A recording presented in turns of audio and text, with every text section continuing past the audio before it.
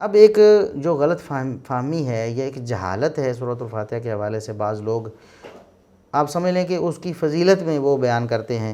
کہ تمام قرآن، جو پورا کا پورا قرآن ہے، اس کے جو اسرار و رموز ہیں وہ سورۃ الفاتحہ میں ہیں، اور پوری سورۃ الفاتحہ کے اسرار اور رموز جو ہیں وہ بسم اللہ میں ہیں، اور پوری بسم اللہ کے جو اسرار ہیں وہ با میں ہیں، اور با کے جو اسرار ہیں وہ ایک نقطے میں، با کے نقطے میں، گویا کہ وہ کہتے ہیں کہ ایک نقطے میں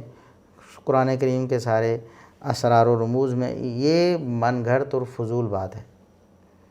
بالکل بے تکی بات ہے۔ اگر ایسی کوئی بات ہوتی، فضیلت، تو دیکھیں قرآن کریم نے سورۃ الفاتحہ کے فضائل بیان کیے، نبی کریم صلی اللہ علیہ وسلم کی کتنی احادیث آپ نے سنی۔ اگر ایسی کوئی فضیلت ہوتی تو محمد رسول اللہ صلی اللہ علیہ وسلم اپنے صحابہ کو بتاتے، صحابہ آگے اس کو روایت کرتے، جس طرح یہ ساری روایات انہوں نے امت تک پہنچائی ہیں، یہ بھی ضرور پہنچاتے، اور پھر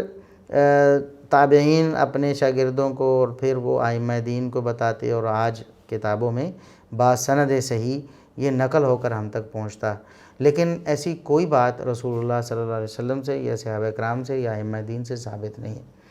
اور یہ قرآن کریم سے لوگوں کو دور کرنے کی کوشش ہے۔ قرآن کریم کو سمجھنے سے دور کر دیا جائے کہ جی قرآن کریم کے سارے رموز جو ہیں، اسرار ہیں، وہ سورۃ الفاتحہ میں آ گئے ہیں، اور سورۃ الفاتحہ کے اسرار بسم اللہ میں، اور بسم اللہ کے با میں، اور با کے نقطے میں آ گئے۔ بس ایک نقطے کو لے کر جناب پھر ہر بندہ جو ہے وہ اس کی عجیب باطنی تعویلات اور تفسیرات پھر کرتا ہے۔ یہ صوفیوں کے جو باطنی مذاہب ہیں، یہ اس کے کرچمے ہیں کہ اس طرح کی جھوٹی باتیں انہوں نے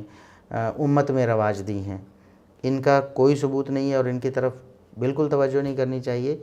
ہاں، رسول اللہ صلی اللہ علیہ وسلم نے جو باتیں ارشاد فرمائی ہیں قرآن کریم کی تفسیر میں،